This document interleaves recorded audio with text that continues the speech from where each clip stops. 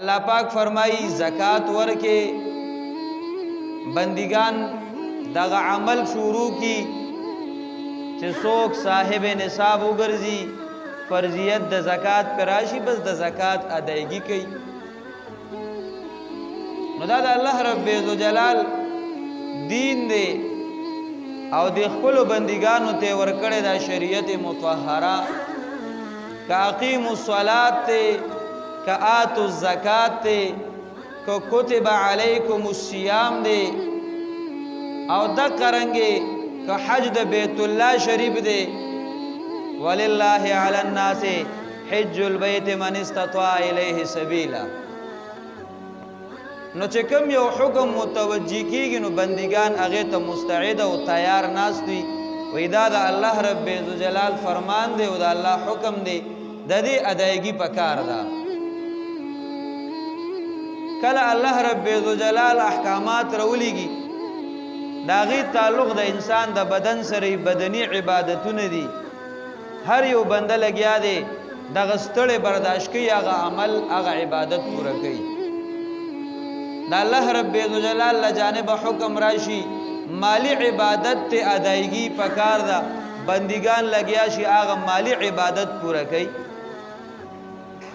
د الله له جانب حکم راشي چې داسې یو عمل چې ستا بدن او ستا مال دوانه به پکې استعمالیږي بندگان لګیا دي هغه عمل پوره کوي ولې دا د الله رب ذوالجلال حکم دی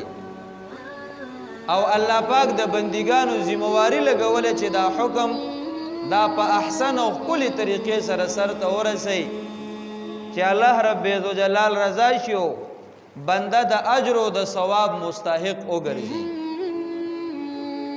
نو په مختلفو اوقات او مختلفو موقعو باندې د الله رب ذوالجلال حکم متوجی شي د بنده ذمہواری دار چې د الله دا حکم پوره کی د دین روګردانی پدې کې کمې کوتاهه دا د بنده ذمہواری او د بنده صفت نه دی د بنده صفت او ذمہواری دار چې د الله حکم دی اومني د الله رب ذوالجلال د منشا مطابق د دین اسلام د شریعت مطهره مطابق د خپل ژوندۍ تیریږي او دا الله رب ذوالجلال د دې بندګانو یو قسم امتحان لري د چا امتحان الله رب ذوالجلال په صحت کې والی او د چا امتحان په بیماری کې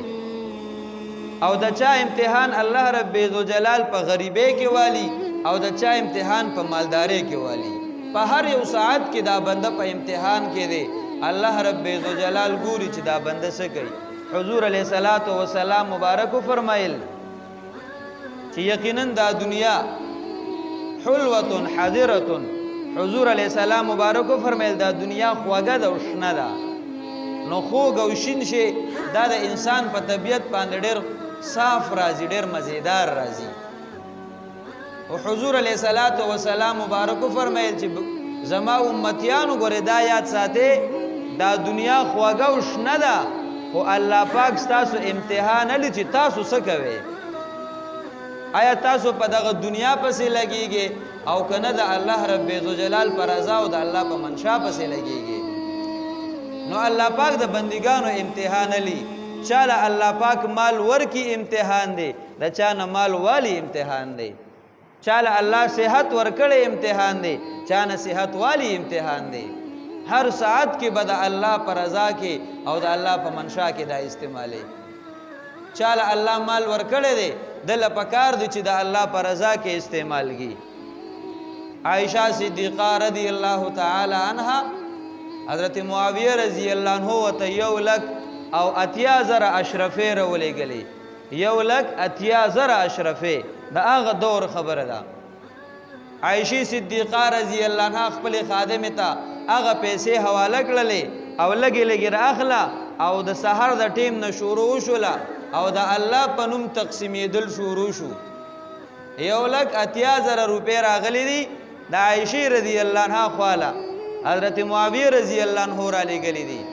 او چې کله پیسې را رسیدلې په تقسیم شروع شوه دا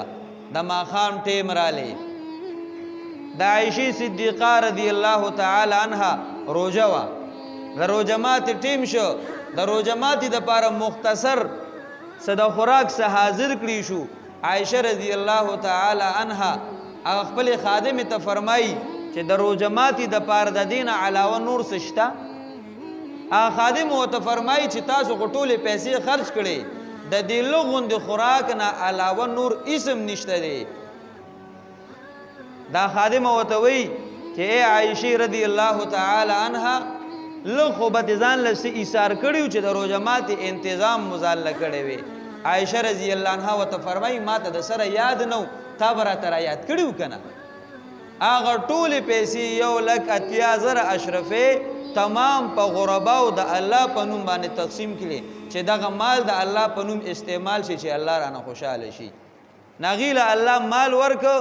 هغه مال د الله په نوم باندې خرچه که الله ته نه خوشاله شو د الله رضا یې پکې ولټوله نو دا زما او ستا لپاره یو تعلیم دی چې ما او تا په هر ساعت کې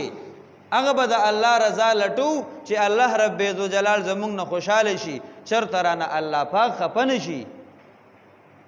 نو هر چاله الله پاک قوتونه ورکړي دي چاله جسمانی قوت الله ورکړي دي چاله مالی قوت الله ورکړي دي چاله الله ځواني ورکړي ده د چا فکر الله ښکلی پیدا کړی دی چاله الله فراغت ورکړی دی دا ټول قوتونه دا به د الله په رضا کې استعمال کا وستانه به الله خوشحالم شي او ته کامیاب شوي